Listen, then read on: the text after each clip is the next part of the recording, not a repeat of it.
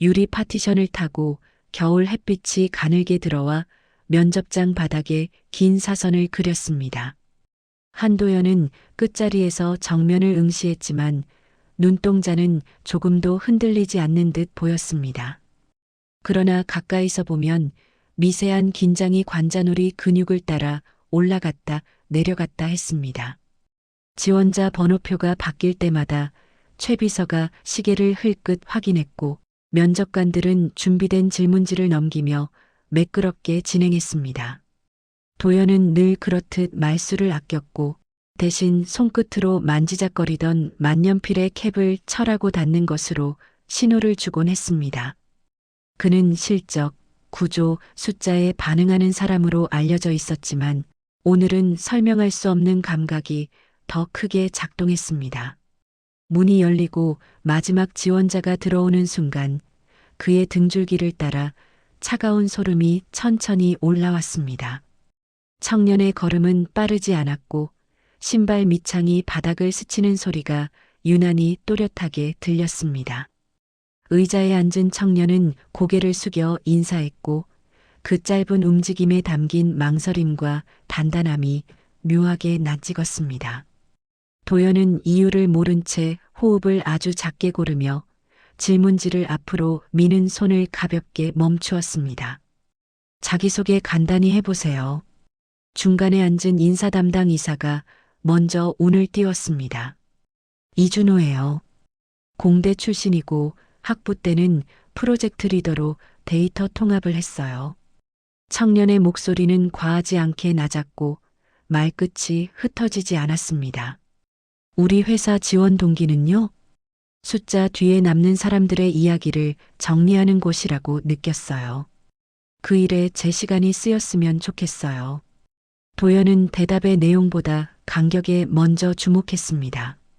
짧게 말하고 정확히 멈추고 다음을 기다리는 태도가 낯설지 않았습니다. 17년 전 어느 봄날 작은 발걸음이 거실을 지나갈 때 들리던 탁탁거림을 떠올린 자신을 그는 곧바로 꾸짖었습니다. 그는 업무와 사적인 감정의 경계를 누구보다 잘 지켰고 이 방에서는 더더욱 그래야 했습니다. 손등 위로 얇은 핏줄이 드러났고 만년필 캡이 손바닥에서 미끄러지며 딱 하고 작은 소리를 냈습니다. 청년은 놀라지 않았고 그저 시선을 정면에 고정한 채 다음 질문을 기다렸습니다. 빛이 돌아 그는 왼쪽 관자놀이 쪽 미세한 흉터를 드러냈고 도연은 자신도 모르게 그 자리를 오래 응시했습니다. 그의 시선이 길어졌다는 걸 깨달은 순간 옆자리 면접관이 목을 가다듬었습니다. 도연은 짧게 고개를 끄덕이며 질문지를 뒤집었습니다. 종이와 종이가 스칠 때 생기는 마찰음이 얇게 길어졌습니다. 팀 내 갈등을 조정했던 경험이 있나요? 인사 담당 이사가 묻자 청년이 잠깐 숨을 고르듯 눈을 내리깔았습니다. 있어요. 역할이 겹쳐 서로 탓하는 상황이었는데 일정표를 다시 뜯어 고쳤어요. 한 명씩 불러서 우선순위를 나눴고요. 누구의 잘못인지보다 어디서 막히는지에 집중했어요. 그때 가장 힘들었던 건요? 대부분은 말보다 자존심이 문제였어요. 그래서 기록으로 말하게 했어요. 기록은 감정이 없으니까요. 면접관 중 한 명이 고개를 끄덕이며 메모를 이어갔고 도연은 그 순간 청년의 손가락 관절 모양을 보았습니다.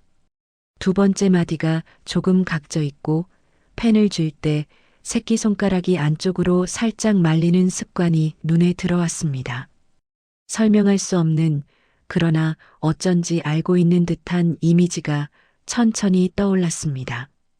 그는 과거의 특정한 장면을 생각하지 않으려 애썼습니다. 복도 끝에서 누군가가 뛰어오고 젖은 양말이 마루에 남기던 반달, 모양의 물자국 같은 것들이 하나둘 뇌리에 찍혔습니다. 도연은 고개를 아주 미세하게 좌우로 흔들어 잔상을 지우고 현재로 돌아왔습니다. 다음이라고 속으로 발음하며 시선을 질문지에 고정했습니다. 그러나 청년의 뺨에서 턱으로 이어지는 선이 누군가의 웃을 때 올라가던 선과 겹쳐 보였습니다. 그의 가슴 안쪽이 잠깐 수축하며 체온이 내려갔습니다. 우리 회사에 오면 어떤 변화를 만들 수 있죠? 재무 담당 전무가 엷은 미소로 물었습니다. 숫자 사이 간격을 줄일 수 있어요. 보고서가 아닌 결정으로 바로 이어지는 구조를 만들고 싶어요. 추상적이네요. 맞아요. 그래서 지표를 단순화할 거예요. 3개만 남기고 나머지는 일주일에 한 번만 보도록 제한할 거예요. 말들이 오가는 동안 청년의 눈빛은 계속 균일했습니다. 겁먹지 않았고 잘 보이려는 과장도 없었습니다. 도연은 그 균형을 불편해했습니다. 균형이란 보통 깨지기 전까지는 눈에 띄지 않는 법인데 오늘은 이상하게 눈에 띄었습니다. 그는 의식적으로 의자 등받이에 몸을 깊게 기대며 복부에 힘을 풀었습니다. 심박이 조금 가라앉자 청년의 이력서 위쪽을 자연스레 후쳤습니다. 이름, 생년월일, 주소, 학력, 프로젝트, 그리고 보호자 연락처. 그가 익숙한 리듬으로 항목을 내려갈 때 무기력하게 접혀있던 어떤 그림자가 그의 시야 가장자리를 지나갔습니다. 장내의 공조기 소음이 한순간 멎은 듯 침묵의 틈이 생겼습니다. 그는 시선을 다시 들어 청년을 보았습니다. 청년은 묻지 않은 것을 대답하지 않는 사람처럼 조용히, 그러나 도망치지 않는 사람처럼 곧게 앉아 있었습니다. 팔꿈치 각도는 90도보다 조금 작았고 어깨는 편안히 떨어져 있었으며 발끝은 안쪽으로 약간 모아졌습니다. 그 사소한 배치들이 오래된 기억의 어딘가를 반복해서 건드렸습니다. 마지막으로 하고 싶은 말 있어요? 인사 담당 이사가 의식적으로 분위기를 정리했습니다. 기회가 주어지면 오래가는 방법을 찾을 거예요. 빨리 가는 방법은 누구나 말하니까요. 좋습니다. 수고했어요. 감사합니다. 청년이 일어서 인사를 하고 나가는 동안 도연은 눈동자로만 그를 배웅했습니다. 자동문이 닫히고 유리 표면에 그의 뒷모습이 왜곡되어 사라졌습니다. 도연은 손등으로 이마를 한번 훔쳤고 지문이 땀과 함께 미끄러지며 옅은 선을 남겼습니다. 최비선은 회장 앞에 생수병을 조심히 내려놓았고 뚜껑이 돌아가는 소리가 유난히 또렷했습니다. 괜찮으십니까? 라는 입모양만 보였고 도연은 짧게 고개를 끄덕였습니다. 면접위원들이 서로 눈빛을 주고받으며 점수표를 정리하는 동안 도연은 아직 기록하지 않은 여백을 엄지로 가볍게 문질렀습니다. 종이의 거친 결이 손끝에 느껴졌고 그 감촉이 왠지 현실을 확인해주는 증표처럼 느껴졌습니다. 그는 회의가 끝났다는 신호를 기다리지 않고 먼저 자리에서 일어섰습니다. 바닥에 닿는 구두굽이 한 박자 느리게 울렸고 그 울림이 복도를 따라 길게 늘어졌습니다. 엘리베이터에 오르기 전 그는 잠깐 뒤를 돌아 면접장의 유리문을 바라보았습니다. 빛과 그림자가 교차하는 그 표면에 방금 전 청년의 옆얼굴이 아주 얇은 필름처럼 겹쳐 서 있었습니다. 도연은 그 이미지를 지우듯 눈을 길게 감았다 뜨고 아무 일도 없었다는 듯 손목 시계를 눌러 시간을 확인했습니다. 그리고 단 한 번도 하지 않던 행동으로 이유 없이 심호흡을 2번 했습니다. 엘리베이터 문이 닫히자마자 한도연은 38층 집무실로 곧장 올라갔습니다. 복도 창밖으로 비구름의 그림자가 강남의 빌딩 숲을 훑고 지나갔고 쇳빛 그림자가 카펫 위를 미끄러졌습니다. 그는 겉옷 단추를 하나 풀고 책상 위에 면접 서류 뭉치를 내려놓았습니다. 종이가 턱에 부딪히며 산뜻한 마찰음을 냈고 표지에 남은 지문 자국이 순식간에 말랐습니다. 손끝은 의식보다 먼저 움직였습니다. 방금 전 청년의 이력서를 맨 위로 올리고 항목별로 눈을 내렸습니다. 이름, 학력, 프로젝트, 연락처. 익숙한 리듬이었지만 어느 지점에서 리듬이 끊겼습니다. 모친 서지연이라는 칸에서 그의 시야가 좁아졌습니다. 글자가 잉크를 품은 채 살아 꿈틀대는 듯 보였고 귓속 깊은 곳에서 오래된 금속음이 삐걱거렸습니다. 그는 한 번 눈을 감고 다시 떴습니다. 그러나 글자는 제자리에서 움직이지 않았습니다. 회장님, 물 가져왔습니다. 최 비서가 문틈으로 조심스럽게 들어왔습니다. 거기도요. 도연의 목소리는 평소보다 반톤 낮았습니다. 방금 면접 평가는 나중에요. 나란히 놓인 유리컵 2개가 미세하게 부딪혀 잔음을 냈습니다. 도연은 천천히 의자 등받이에 몸을 붙였습니다. 심장이 고르게 뛰지 않았고 오른쪽 관자놀이에 잔 맥이 박동처럼 솟았다 가라앉았습니다. 눈앞 책상 모서리의 옅은 상처가 갑자기 뚜렷해졌고 그 표면의 거친 결이 마치 과거의 잘못을 점자처럼 새겨 읽히는 기분이 들었습니다. 그는 가볍게 숨을 들이켰지만 폐 깊숙이 공기가 닿지 않았습니다. 손에 쥔 서리를 놓으면 모든 것이 무너질 것 같아 손가락을 더 세게 말아쥐었습니다. 종이가 구겨지는 소리가 얇게 찢어졌고 그 소리에 스스로 놀라 손을 풀었습니다. 종이는 제멋대로 펼쳐져 모서리를 들썩였고 서지연이라는 이름이 다시 고개를 들었습니다. 회장님, 최 비서가 한 걸음 다가섰습니다. 왜요? 얼굴이 많이 상기되셨습니다. 휴식을. 괜찮아요. 창문 좀. 예.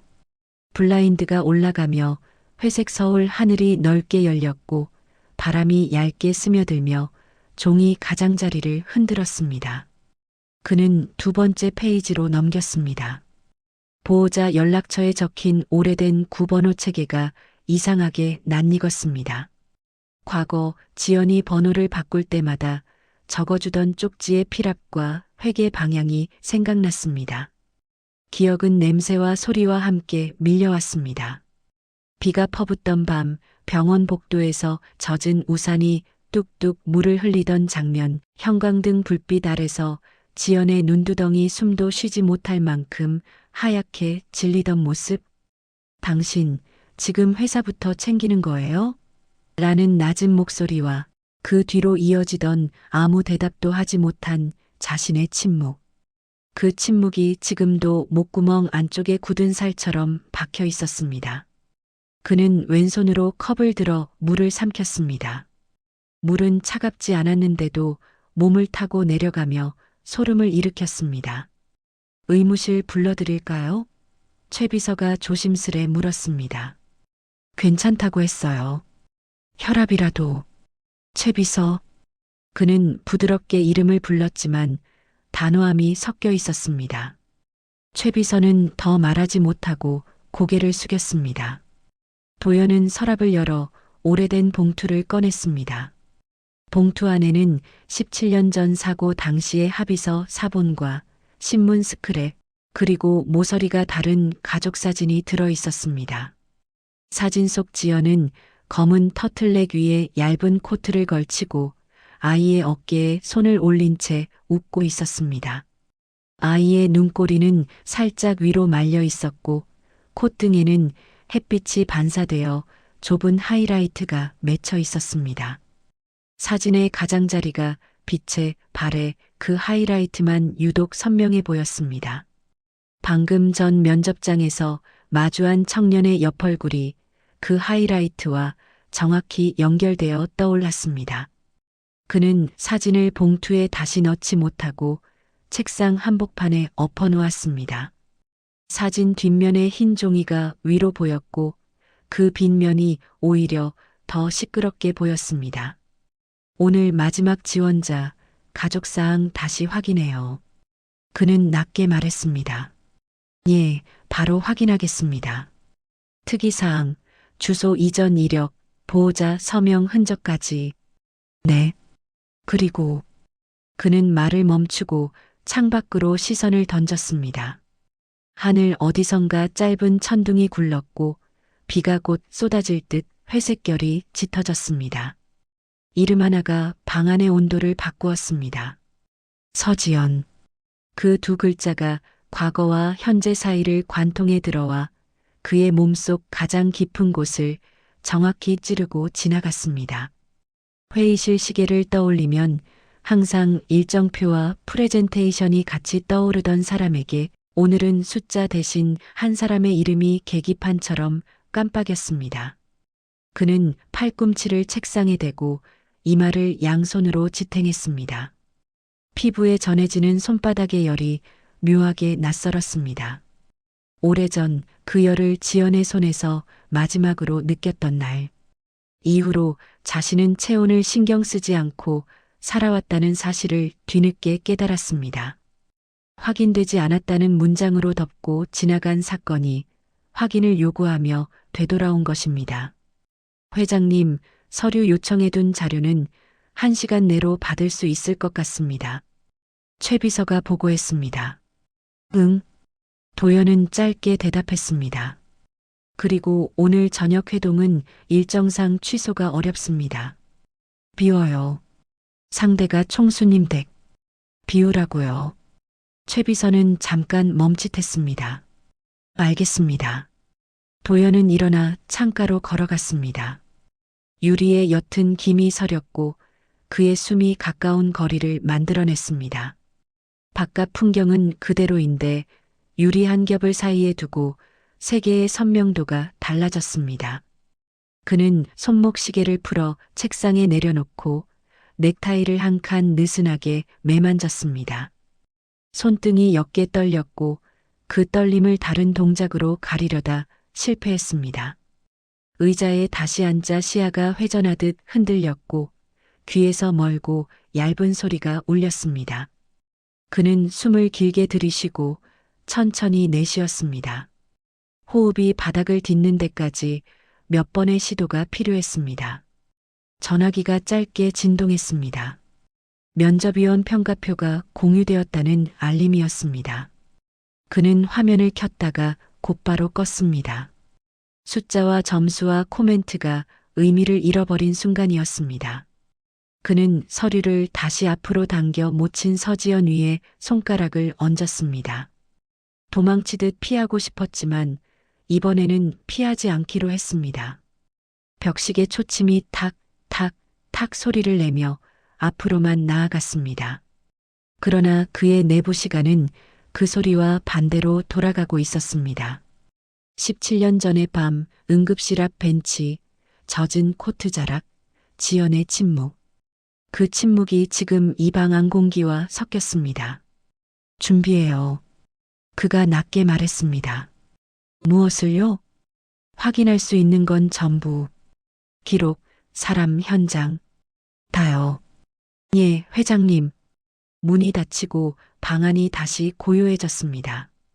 첫 빗방울이 유리창을 두드렸고 그 둔탁한 리듬이 심장 박동과 맞물려 들렸습니다. 도연은 두 손으로 이력서를 곧게 펴고 모서리를 단정히 맞췄습니다. 그리고 한 줄 한 줄을 또박또박 소리 없이 읽었습니다. 글자는 여전히 잉크였지만 더 이상 잉크만은 아니었습니다. 그의 과거와 죄책과 두려움이 침전물처럼 밑바닥에 가라앉았고 그 위로 얇은 결심이 떠올랐습니다. 그는 책상 위 호출 버튼을 눌렀습니다. 짧은 신호음이 울렸고 문 손잡이가 미세하게 움직였습니다. 비는 본격적으로 쏟아지기 시작했고 창밖 도시의 윤곽이 부드럽게 무너졌습니다. 그 무너짐을 바라보며 그는 마침내 마음속으로 단어 하나를 또렷하게 발음했습니다. 확인.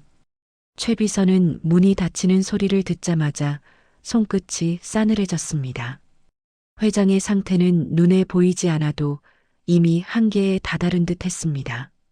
서류를 정리하며 그는 오래된 이름 하나가 왜 그토록 위험한지 너무도 잘 알고 있었습니다. 17년 전 그날 밤 병원 복도의 살벌한 공기와 회장의 눈빛, 그리고 그가 던진 단 한마디 명령이 아직도 귀에 생생했습니다. 그 일은 없던 걸로 해요. 그 말 한마디로 수많은 종이와 사람, 그리고 한 아이의 흔적이 사라졌습니다. 최 비서는 그날부터 모든 걸 지켜봤습니다. 숨겨진 죄의 무게가 시간이 갈수록 더 무거워진다는 걸 알면서도 그는 그저 회사 사람으로 남았습니다. 회장은 그에게 충성의 대가로 자리를 보장했지만 그 자리는 결코 편하지 않았습니다. 그는 사무실 복도를 천천히 걸으며 눈치를 살폈습니다. 직원들은 평소처럼 분주하게 서류를 들고 오가고 있었지만 그에게는 모든 소리가 둔탁하게 들렸습니다. 엘리베이터 앞에 멈춰 섰을 때 손목시계가 반짝이며 시간을 알렸습니다. 오후 3시 15분. 17년 전 사고 신고가 접수된 시각과 똑같았습니다. 그 순간 심장이 불쑥 내려앉는 듯 했습니다. 그는 무의식적으로 가슴께를 움켜쥐며 깊게 숨을 내쉬었습니다. 이제 더는 속으로만 중얼거렸습니다. 그러나 끝맺지 못했습니다.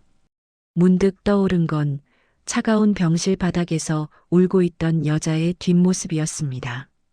검은 코트를 입은 서지연이 우리 아이는요? 라며 간호사에게 매달리던 장면이 파도처럼 밀려왔습니다. 최 비서는 몸을 돌려 회장의 비밀 서류 보관실로 향했습니다. 보안 락을 해제하고 안으로 들어서자 냉기와 오래된 종이 냄새가 한꺼번에 밀려왔습니다. 금속 서랍 안에는 2008 사고 관련이라고 적힌 봉투가 고스란히 남아 있었습니다. 그는 봉투를 꺼내 떨리는 손으로 봉인을 풀었습니다. 안에는 사고 당시의 보고서와 병원 기록 사본이 들어 있었습니다. 실종 추정 사망 확정 불가. 그 문장을 읽는 순간 손끝에서 힘이 빠졌습니다. 그는 봉투를 다시 덮지 못하고 한동안 의자에 앉아 머리를 감쌌습니다. 서류는 여전히 책상 위에서 바스락거렸고 그 소리는 마치 살아있는 증거처럼 그의 귓속을 때렸습니다. 밖에서는 비가 본격적으로 내리기 시작했습니다. 창문 틈새로 들어온 바람이 서류 모서리를 흔들며 얇은 그림자를 벽에 드리웠습니다. 최 비서는 잠시 고개를 들어 그 그림자를 바라봤습니다. 그것은 마치 이제 더 이상 숨길 수 없는 과거의 모양 같았습니다. 그는 결국 자리에서 일어나 봉투를 품에 안았습니다. 발걸음은 무거웠고 복도 불빛이 희미하게 흔들렸습니다. 그는 회장의 집무실 앞에서 한참을 망설였습니다.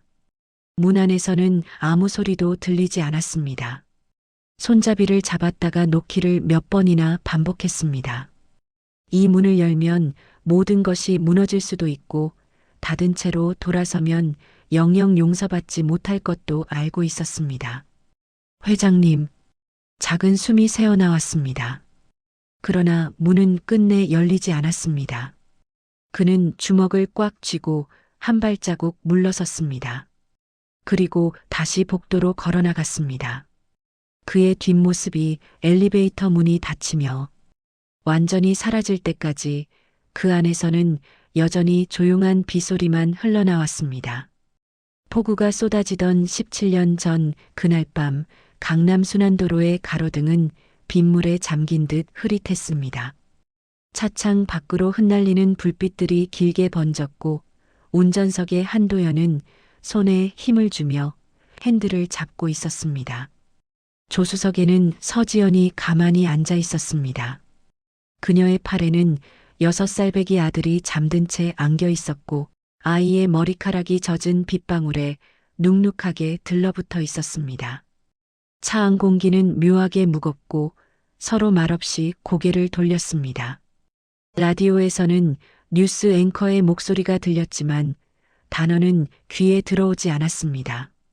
이혼은 정리되면 바로 서류로 마무리하자는 도연의 마지막 말이 지연의 머릿속에 맴돌고 있었습니다.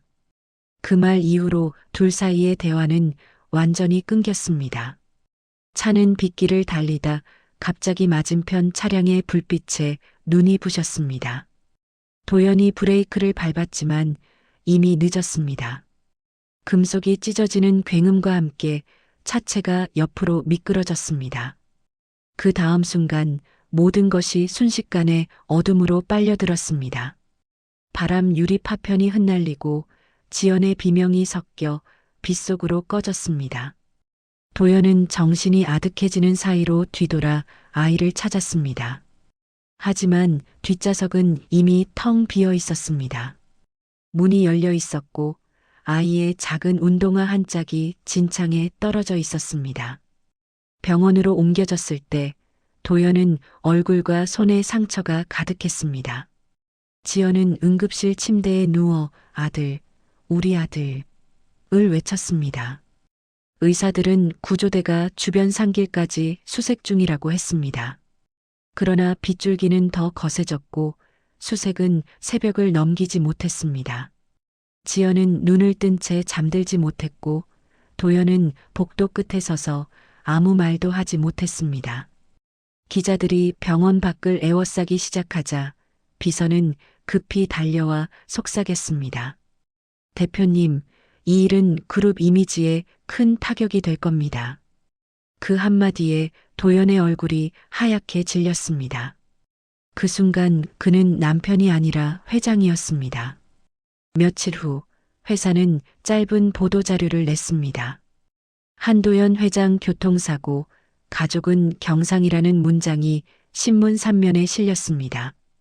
아이의 실종은 문장 어디에도 없었습니다. 지연은 병원 복도에서 신문을 보고 손끝이 파르르 떨렸습니다. 이게 뭐예요? 우리 아이는요? 그녀의 목소리는 점점 갈라졌고 도연은 아무 대답도 하지 못했습니다. 대신 비서를 바라보며 당분간 지연 씨는 외부 노출 막아줘요라고 말했습니다. 그 말은 차갑고 완벽했습니다. 그날 이후 지연은 병원을 나섰고 두 사람은 다시는 마주 앉지 않았습니다. 시간은 흘렀지만 그날의 밤은 도연의 의식 한가운데에서 늘 반복됐습니다. 그의 꿈속에서는 언제나 빗소리와 함께 아이의 운동화가 떠올랐습니다. 회사는 점점 커졌고 그는 누구보다 냉철한 경영자로 불렸습니다. 그러나 직원들이 보지 못하는 새벽마다 그는 금고에서 낡은 사진 한 장을 꺼내놓곤 했습니다. 사진 속 아이는 웃고 있었지만 도연의 손은 늘 떨렸습니다. 그 떨림이 멈추는 날이 없었습니다. 그리고 지금 17년이 지나 다시 그 이름을 들었을 때 그 모든 밤들이 한꺼번에 되살아났습니다. 도연은 더 이상 과거를 피할 수 없다는 걸 본능적으로 느꼈습니다. 그의 머릿속에서 실종 추정이라는 단어가 맴돌았고 그것이 이제 돌아옴으로 바뀌려는 듯 했습니다. 그러나 돌아온다는 건 곧 자신이 감춰온 모든 죄가 드러난다는 뜻이었습니다. 그는 눈을 감고 이마를 짚었습니다. 오래전 빗물 대신 땀이 흘러내렸고 그 방 안의 공기가 다시 그날의 병원처럼 싸늘해졌습니다. 이준호는 면접이 끝난 지 이틀째 되는 날 회사로부터 추가 서류 제출 요청을 받았습니다. 단순한 행정 절차라 생각했지만 마음 한켠이 이상하게 무거웠습니다. 그는 정장을 다시 입고 본사 38층으로 향했습니다. 유리 엘리베이터가 올라가는 동안 아래로 줄지은 도로의 불빛이 천천히 흐르고 있었습니다. 그는 무심히 창밖을 보다가 복도 끝 회장실 쪽으로 시선을 옮겼습니다. 어제의 면접장에서 마주친 그 중년의 남자의 눈빛이 자꾸 떠올랐습니다. 이유를 모르겠는데 이상하게 낯설지 않았습니다. 낯선 사람이었지만 그 안에는 묘한 온기와 서늘함이 동시에 있었습니다. 서류를 접수하고 돌아가려던 순간 비서가 잠시 기다려달라고 했습니다. 회장이 직접 확인 후 서명을 해야 한다는 이유였습니다. 기다리던 준호는 우연히 열린 사무실 문틈으로 낡은 사진 액자를 보았습니다. 회장의 책상 위 검은 액자 속 가족 사진이 그의 눈에 들어왔습니다. 사진 속의 여인이 낯익었습니다. 그는 눈을 가늘게 뜨고 조금 더 다가섰습니다. 흑백톤의 사진 속 단발머리 여인이 미소 짓고 있었습니다. 준호의 심장이 순간 멈춘 듯 했습니다. 그것은 자신이 매년 제삿날마다 향을 피우던 어머니의 젊은 시절 얼굴이었습니다. 설마 그의 속에서 무언가 무너져 내렸습니다. 그는 가방을 들고 허겁지겁 엘리베이터로 향했습니다. 가슴이 쿵쾅거리고 손끝이 식었습니다. 도무지 믿기지 않았습니다. 어머니는 생전에 아버지 이야기를 단 한 번도 꺼내지 않았습니다. 그냥 떠난 사람이다라고만 했고 그 말에는 어떤 닫힌 문 같은 단호함이 있었습니다. 그런데 그 문이 지금 눈앞에서 열려버린 것입니다. 그는 집으로 돌아와 어머니의 유품 상자를 꺼냈습니다. 낡은 앨범과 편지들이 가지런히 들어 있었고 맨 아래에서 한 통의 오래된 서류 봉투가 나왔습니다. 한도연이라는 이름이 선명히 적혀 있었습니다. 그제야 그는 확신했습니다. 그날 밤 준호는 노트북을 켜고 병원 기록과 공공 데이터베이스를 검색했습니다. 2008년 교통사고, 실종 아동, 그리고 재벌 그룹 총수 가족사고 기록. 그 모든 키워드가 하나의 기사 제목 아래에 연결되어 있었습니다. 기사 속 남자의 얼굴은 낯설고도 익숙했습니다. 그는 모니터를 바라보다가 의자를 뒤로 젖혔습니다. 온몸이 떨렸습니다. 세상에 자신이 면접을 본 그 회사의 회장이 자신의 아버지였다니. 그는 얼굴을 두 손으로 감쌌습니다. 복잡한 감정이 한꺼번에 밀려왔습니다. 분노, 혼란, 그리움, 허탈함이 서로 얽혀 숨을 제대로 쉴 수 없었습니다. 다음 날 아침 그는 DNA 검사를 의뢰했습니다. 의료진은 정중하게 절차를 안내했지만 준호는 아무 대답도 하지 않았습니다. 확인만 하면 됩니다. 짧은 한마디만 남겼습니다. 결과를 기다리는 3일 동안 그는 아무 일도 손에 잡히지 않았습니다. 출근길 버스 안에서 길가의 아이가 아버지 손을 잡고 뛰는 모습에 시선을 빼앗겼습니다. 그 작은 손의 온기가 자신이 잃은 시간 같았습니다. 집에 돌아와 거울을 봤을 때 자신의 얼굴이 낯설게 느껴졌습니다. 그 얼굴 속에 누군가의 잔상이 겹쳐 보였습니다. 어머니가 살아 있었다면 뭐라고 했을까? 그 생각이 목구멍을 막았습니다. 사흘 뒤 병원에서 연락이 왔습니다. 그는 결과지를 받아들고 천천히 펼쳤습니다. 부자관계 일치율 99.98%라는 문장이 눈에 들어왔습니다. 손끝이 떨렸고 종이가 흔들렸습니다. 눈물이 떨어져 활자 위를 번졌습니다. 그리고 동시에 복잡한 감정이 폭발하듯 솟구쳤습니다. 찾아야 했던 아버지가 이토록 가까운 곳에 있었다는 사실. 그러나 그 아버지가 어머니를 떠나게 만든 사람이라는 진실. 그는 머리를 감싸며 무너졌습니다. 방 안이 너무 조용했습니다. 시계 초침 소리만이 또렷하게 들렸습니다. 그는 다시 한번 사진을 꺼냈습니다. 어머니의 웃음, 그리고 그 옆에 남자. 사진의 그 남자가 바로 그 회장이었습니다. 모든 조각이 맞춰졌습니다. 아버지 그 단어를 속으로 중얼거렸지만 입 밖으로는 나오지 않았습니다. 그 순간 어머니의 마지막 유언이 귓가를 스쳤습니다. 원망은 오래 남지만 용서는 남겨진 사람이 살아가게 해. 그 말이 마치 지금을 예언한 듯 귓속을 울렸습니다. 그는 결과지를 가방 안에 넣고 천천히 자리에서 일어섰습니다. 그리고 마음속으로 결심했습니다. 확인하자. 진짜 그 사람인지를. 준호는 다음 날 다시 본사를 찾았습니다. 복도를 걸으며 심장이 요동쳤습니다. 회장의 문 앞에서 그는 잠시 멈췄습니다. 손이 문 손잡이에 닿았지만 아직 돌리지 못했습니다. 잠시 숨을 고르고 아주 천천히 문을 열었습니다. 그리고 그 안에 앉아있던 남자가 고개를 들었습니다. 두 사람의 시선이 처음으로 제대로 마주쳤습니다. 말은 없었지만 공기 속에 17년의 세월이 동시에 흔들렸습니다. 회장실 문이 닫히자 공기는 순간 얼어붙었습니다. 한도연은 마치 신문을 기다리는 사람처럼 꼿꼿이 앉아 있었고 이준호는 손에 쥔 봉투를 바라보며 한참이나 입을 떼지 못했습니다.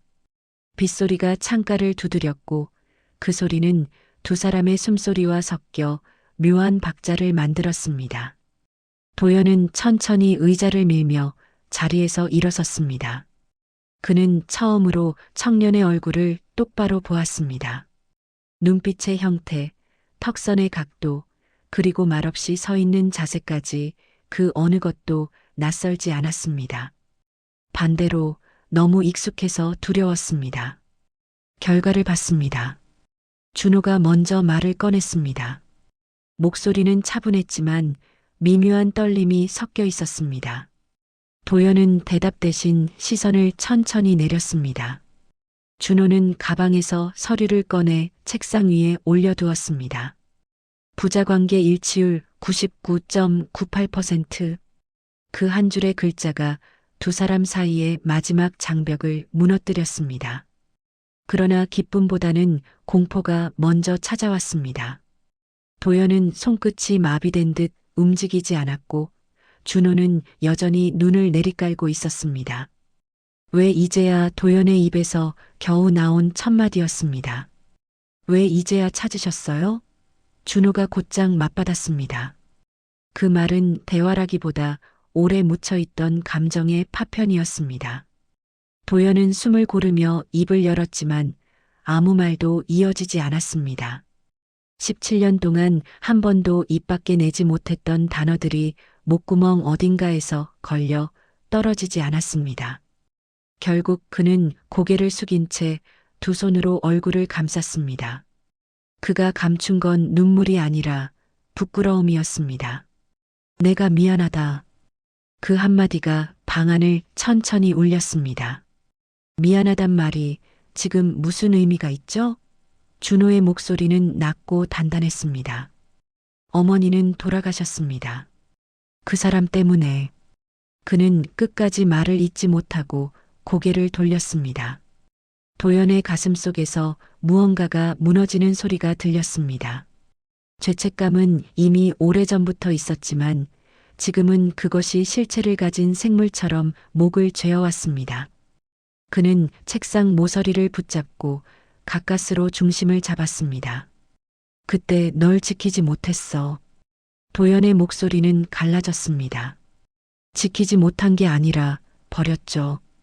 준호의 말은 차갑게 떨어졌지만 눈동자 한가운데에는 눈물빛이 어렸습니다.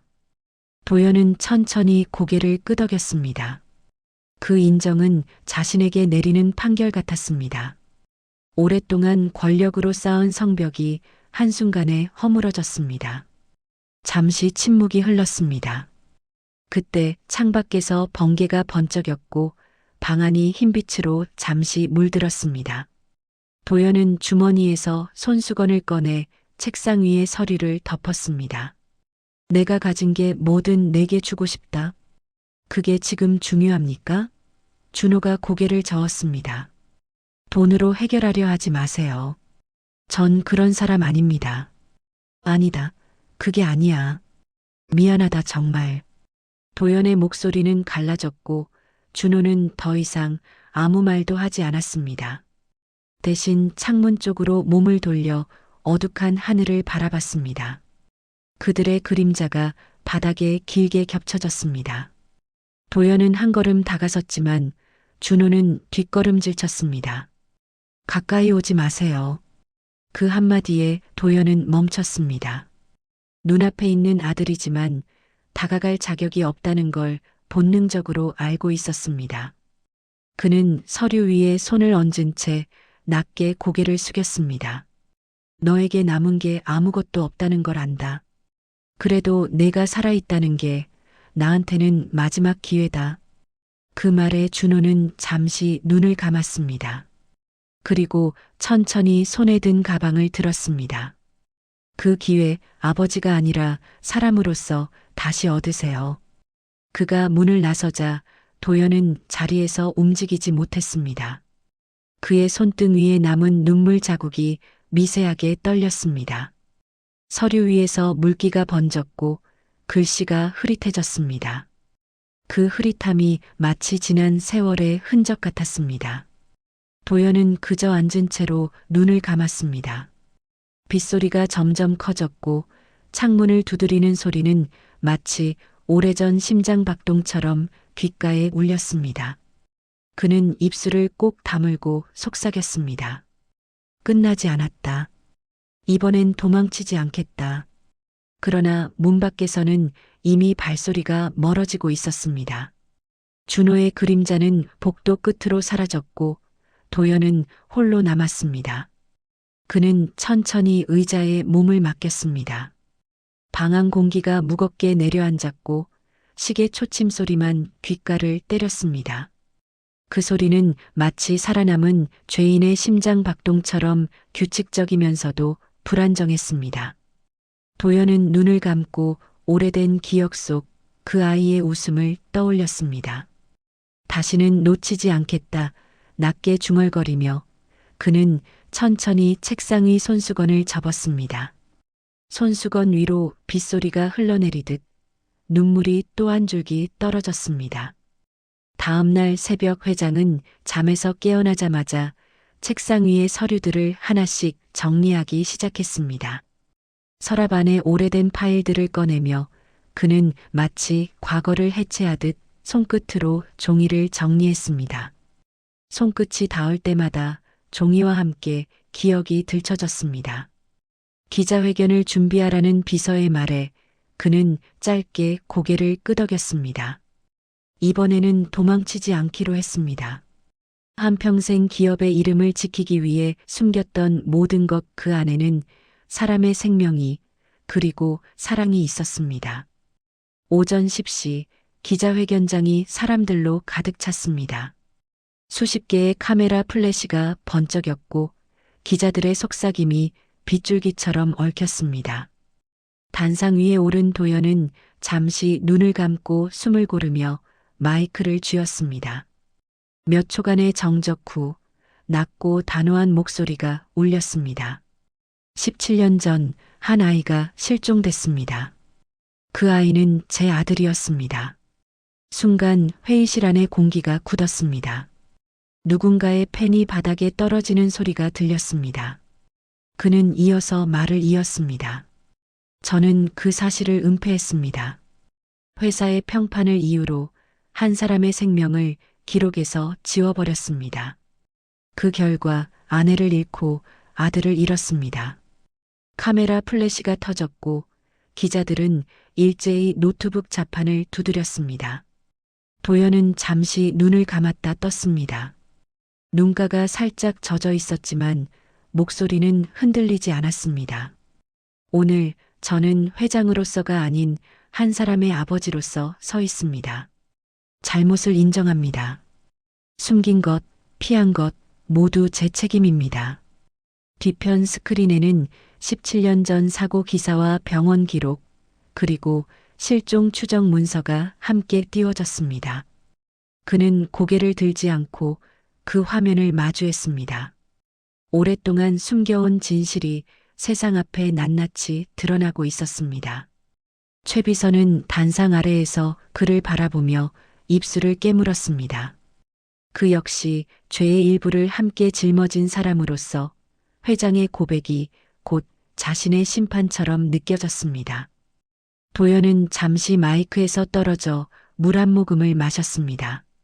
손이 미세하게 떨렸지만 그는 끝까지 컵을 내려놓지 않았습니다. 제 아들 이준호 씨에게도 이 자리를 빌려 사과드립니다. 그 아이가 겪었을 고통과 상처는 제 어떤 말로도 지울 수 없습니다. 하지만 저는 남은 시간 동안 그에게 부끄럽지 않은 사람으로 살겠습니다. 플래시가 터지며 기자들이 몰려들었습니다. 회장님, 지금 말씀하신 아드님과 연락이 되셨습니까? 그분은 현재 어떤 입장입니까? 사퇴를 고려하고 계신 건가요? 질문이 쏟아졌지만 도연은 한동안 아무 대답도 하지 않았습니다. 대신 마이크를 내려놓고 단상 앞까지 걸어 나왔습니다. 그의 얼굴엔 어떤 위험도 남아있지 않았습니다. 그저 피로한 사람의 표정, 그리고 한 아버지의 눈빛만 있었습니다. 사람이 잘못을 했으면 자리를 지키는 게 아니라 내려와야 합니다. 저는 오늘부로 회장직에서 물러납니다. 순간 기자들의 웅성임이 폭발하듯 번졌습니다. 수십 개의 셔터 소리가 겹쳐 울렸습니다. 도연은 천천히 허리를 굽혀 인사했습니다.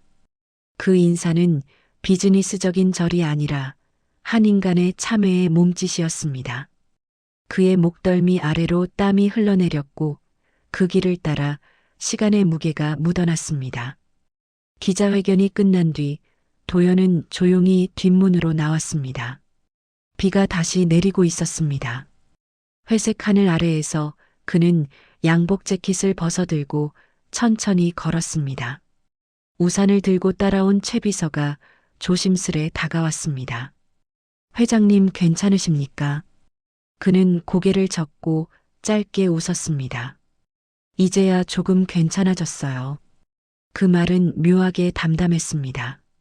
오랜 세월 동안 그를 짓누르던 죄의 무게가 조금은 풀린 듯 했습니다. 빗물이 머리카락을 타고 흘러내렸지만 그는 그대로 걸었습니다. 그날 저녁 회사는 긴급 공지를 냈습니다. 회장은 전면 사퇴하며 모든 직책에서 물러난다고 발표했습니다. 언론은 한도연의 고백이라는 제목으로 기사를 쏟아냈습니다. 세상은 술렁였지만 도연은 이미 그 소음으로부터 멀리 있었습니다. 호텔 한켠의 작은 방, 아무 장식도 없는 책상 위에 가족 사진 한 장만이 놓여 있었습니다. 그는 그 앞에 앉아 사진을 오래 바라보았습니다. 이제야 너희한테 갈 수 있겠다. 그 말은 마치 혼잣말 같았지만 어딘가로 전해지는 듯 했습니다. 빗소리가 잦아들며 창가의 불빛이 흔들렸습니다. 도연은 눈을 감았습니다. 그의 어깨 위에서 무겁던 세월이 조용히 내려앉았습니다. 비가 멎은 오후 회장실의 불빛은 이전보다 한결 부드러웠습니다. 창밖의 하늘은 잿빛에서 옅은 금빛으로 바뀌었고 창틀에는 마른 빗물이 희미하게 얼룩을 남겼습니다. 한도연은 의자에 앉아 서류 대신 작은 상자를 바라보고 있었습니다. 상자 안에는 오래된 사진 한 장과 지연이 생전에 남긴 편지 한 통이 담겨 있었습니다. 편지는 시간이 지나 누렇게 바랬고 종이 끝자락이 부서질 듯 얇아졌습니다. 그는 그 편지를 수백 번쯤 읽었지만 오늘은 처음처럼 느껴졌습니다. 당신이 언젠가 이 편지를 본다면 제발 아이를 탓하지 말아요. 나 대신 그 아이의 손을 꼭 잡아주세요. 아이는 당신을 닮았어요. 눈빛이 곱고 따뜻하죠. 글씨는 떨렸지만 그 안의 온기는 여전히 살아있었습니다. 도연은 손끝으로 글자 위를 천천히 따라 그었습니다. 따뜻하죠. 그 단어가 그의 입에서 낮게 흘러나왔습니다. 지금까지 쌓아 올린 모든 명예와 부가 이 문장 하나 앞에서는 아무 의미가 없었습니다. 노크 소리가 났습니다. 비서의 목소리가 조심스럽게 들렸습니다. 회장님, 아니 도연 선생님. 이준호 씨가 오셨습니다. 그는 잠시 아무 말도 하지 않았습니다. 그리고 조용히 들여보내요. 라고 답했습니다. 문이 열리자 준호가 들어왔습니다. 어제와 다르게 얼굴에 긴장보다 결심이 묻어 있었습니다. 그는 회장을 향해 천천히 걸어왔습니다. 방 안의 공기가 묵직하게 흔들렸습니다.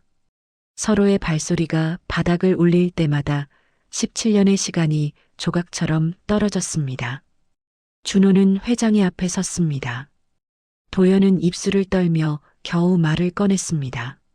와줘서 고맙다. 준호는 짧게 고개를 숙였습니다. 두 사람은 잠시 아무 말도 하지 않았습니다. 침묵 속에서도 모든 감정이 오갔습니다. 도연은 조심스럽게 상자 안의 사진을 꺼내어 내밀었습니다. 이건 내가 마지막으로 찍은 사진이야. 내 어머니가 가장 아끼던 거였지. 준호는 손을 뻗었지만 곧 멈추었습니다. 사진 속에 세 사람 웃고 있는 어린 자신, 지연, 그리고 젊은 도연, 그 장면이 현실처럼 눈앞에 겹쳐졌습니다. 손끝이 떨렸습니다. 어머니가 당신을 많이 그리워했어요. 그 말 한마디에 도연의 눈빛이 흔들렸습니다. 지연이는 늘 그래요. 끝까지 나보다 다른 사람을 먼저 생각했지. 잠시 후 준호가 고개를 들었습니다. 그의 눈에는 아직 분노가 남아 있었지만 그 안에는 묘한 연민이 함께 깃들어 있었습니다. 어머니의 편지를 읽었습니다. 아버지를 탓하지 말라더군요. 도연은 말을 잃었습니다.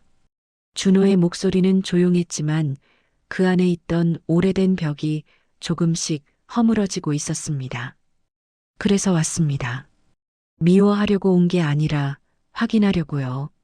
어머니가 말한 그 사람이 정말 당신이었는지.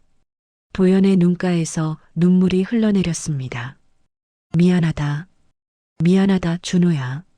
그는 더는 견디지 못하고 고개를 숙였습니다. 준호는 그대로 서 있다가 조용히 한 걸음 앞으로 다가갔습니다. 그리고 떨리는 손으로 아버지의 어깨에 손을 올렸습니다.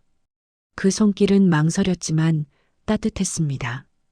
두 사람은 그렇게 잠시 동안 아무 말 없이 서 있었습니다.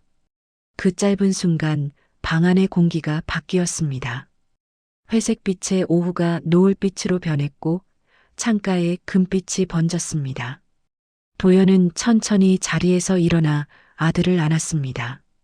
처음으로 느껴보는, 그러나 오래 기다려온 포옹이었습니다. 그 품 안에는 후회도, 죄도, 용서도 함께 있었습니다. 준호는 그 품 안에서 숨을 고르며 조용히 속삭였습니다. 이제 아버지로 살아주세요. 그 말은 선언이자 용서였습니다. 도연은 눈을 감고 아들의 등을 세게 한 번 두드렸습니다. 그래, 이제야 다시 시작이구나. 그날 저녁 두 사람은 회장실 옆 작은 식탁에 마주 앉았습니다. 식탁 위에는 국 한 그릇과 김치, 그리고 따뜻한 밥 두 공기가 올려져 있었습니다. 도연은 젓가락을 들었다 놓았다 하며 웃었습니다. 이렇게 마주 앉아 밥 먹는 게 꿈이었어. 준호는 말없이 국을 떠서 아버지 쪽으로 밀었습니다. 먹어요. 식을 겁니다. 그 짧은 대화 속에 지난 17년의 빈 시간이 천천히 채워졌습니다. 창밖의 하늘은 완전히 갰습니다. 빗자국이 말라붙은 유리창 너머로 노을이 번졌고 그 붉은 빛이 두 사람의 어깨를 물들였습니다. 도연은 조용히 미소 지었습니다. 지연이도 이 장면을 보고 있겠지. 준호는 고개를 끄덕였습니다. 그럴 겁니다. 꼭. 그들의 앞에는 따뜻한 밤 냄새와 돌아온 시간의 온기가 함께 퍼지고 있었습니다. 그리고 오랫동안 닫혀있던 마음의 문이 조용히, 그러나 확실히 열리고 있었습니다.